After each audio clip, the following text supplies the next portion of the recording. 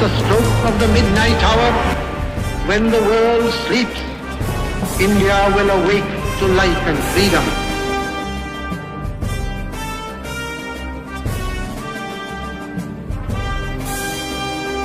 তোমার পাথরে দিয়েছি মালা, এত মালা এত ফুল তুমি ঢাকা পড়ে গেছো। তুমি পাথর না হলে রাগ করতে।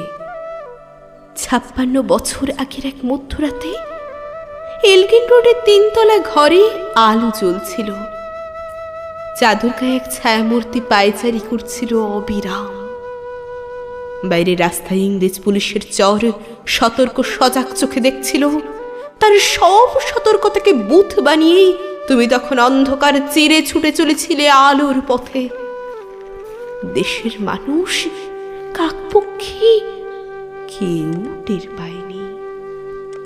তুমি চলে যাওয়ার পর 56টা শীত, বর্ষা, গ্রীষ্ম উধাও তুমিও। সেই থেকে প্রত্যেক জানুয়ারিতে পৃথিবীর এ পাড়া ও পাড়া সব মাটিতে তোমার অনুসর পায়ের ছাপ, সব রাইফেলে তোমার বুকের বারুদ, সব কুচকাওয়াজে তোমার সেনার ছন্দ। পরশ পাথরের মতো স্বাধীনতাকে খুঁজেছে তোমার অন্তরে লুকিয়ে থাকা খ্যাপা। তোমার গন্তব্য ছিল স্বাধীনতা, তোমার পথ ছিল স্বাধীনতা, তোমার স্বপ্ন ছিল স্বাধীনতা, তোমার প্রেম ছিল স্বাধীনতা। তুমি রক্ত চেয়েছিলে স্বাধীনতার জন্য, তুমি তাই পাথর।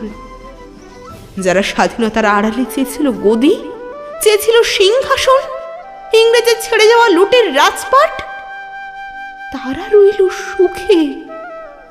ভারতবর্ষের টাকায় তাদের সুখ, তোমার নয়। ভারতবর্ষের অফিসে আদালতে তাদের ছবি, তোমার নয়। ভারতবর্ষের সংবিধানে তাদের শৈশাবুত, তোমার নয়। ইংরেজ গরিব মানুষকে পায়ের নিচে রাখত, আমরা বড় লোকদের মাথায় করে রেখেছি। স্মাগলার কিংবা ডাকাতকে জোর হাতে সভাপতির আসনে আহ্বান করেছি। ইংরেজ এদেশের ধন সম্পত্তি লুট করত, আমরা দেশটাকে বেচে দিচ্ছি। ইংরেজ দিয়েছে চাবুক, লাঠি, গুলি, আমরা দিয়েছি মস্তান, মাফিয়া, নেতা আর বুলি। ইংরেজ দিয়েছে কালাপানি, সেলুলার জেল, আমরা দিয়েছি টিভিতে সুপারহিট মোকাবিলা আর আইন সভায় আয়ারাম গয়ারামের খেলা। 56 বছর আগের এক মধ্যরাতে পরাধীন দেশ ছেড়ে তুমি চলে গিয়েছিলে স্বাধীন এক স্বদেশে ফিরে আসার স্বপ্ন নিয়ে। তুমি ফিরে আসোনি, স্বাধীনতা এসেছে।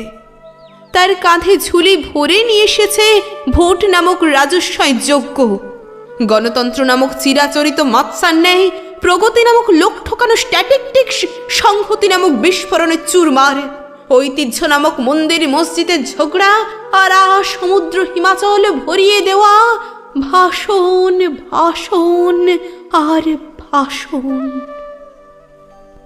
56 বছর ধরে তুমি পাথর হয়ে আছো।